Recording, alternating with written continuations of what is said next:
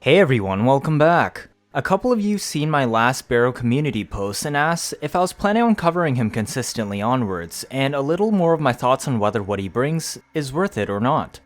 So I thought, why not just do a quick little video each time he comes? That way I can quickly cover everything in one go, so that's what we will do from now on. Now you probably noticed I'm on Gara. I've been logging off and idling as Gara a lot lately, just a little bit of good luck for when Gara Prime drops on the 25th.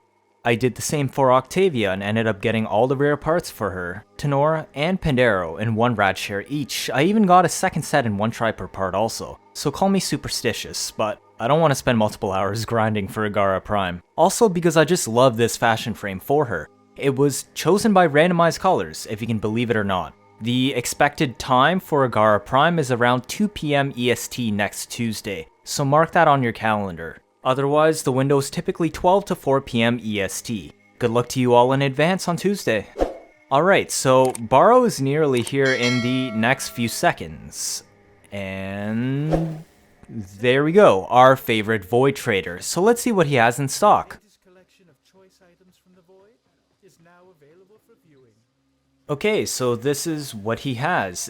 He brought the Mulciber knee plates. It seems like this is going to be a full armor series. He previously brought the chest plate 2 weeks ago, so I'm guessing next time we can expect these shoulder pads. Now I actually do like the knee plates quite a bit more than the chest piece, and I might actually end up getting this. I don't know when he's going to bring this back, so if you want it, make sure you grab it now. The next one on this list is the Primed Expel mods. You got Primed Expel Corpus here, which is for your pistols. Now Corpus enemies are pretty easy to kill. They don't have armor, and toxin damage can completely bypass their shield, so I don't really see that much of a use for this mod. I guess pick it up to collect if you don't have it already and you care about that. Otherwise you can skip it safely. Now for the second one, Primed Expel Corrupted. Now corrupted enemies are the only other possible faction that actually frequently have armored targets because they do include enemies originally from the Grenier faction. You don't absolutely need this, but it does help a lot with weapons, especially ones that focus on status DOTs like Slash, because it will double dip on the faction bonus, so I would recommend picking this one up.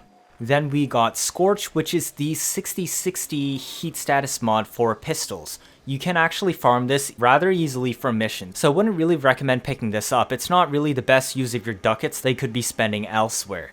Temple Royale is pretty much also the same. You don't have to buy from Baro, you can farm it elsewhere, and it really isn't too rare of a drop, so I wouldn't recommend picking it up. Oh, somebody gave me an Affinity Blessing there too, I just noticed that. So for our oddities, we got our Bronze Kubro bus, which will sit pretty nicely in your orbiter. Those are pretty nice. You got your Elixir skins for the Tiburon and Sonicor. If you care about those, Baro brought back the Atmos mask, which is a headpiece for your operator that fits over their mouth.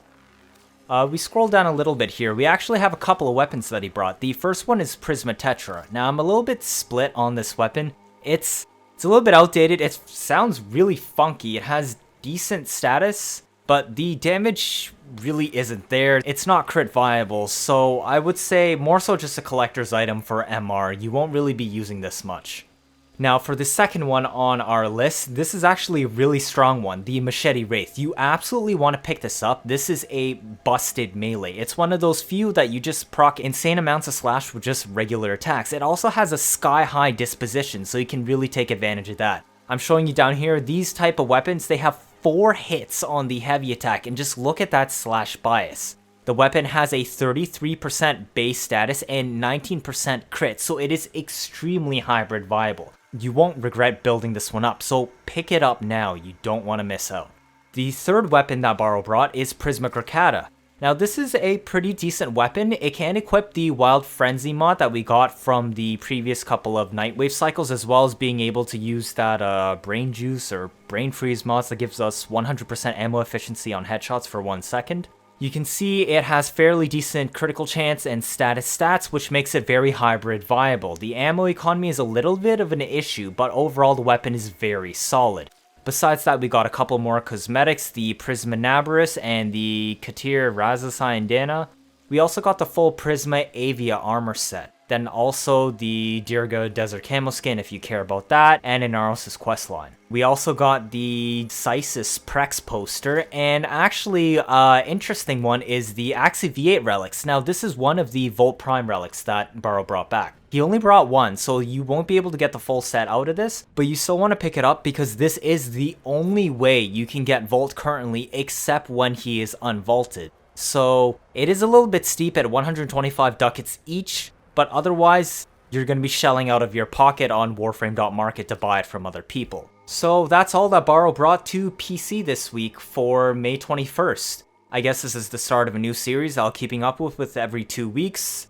If this is your first time watching, feel free to leave a like, or better yet, subscribe. Let me know your thoughts down in the comments. That'll be it for this video. Thank you all for watching, and see you all next time.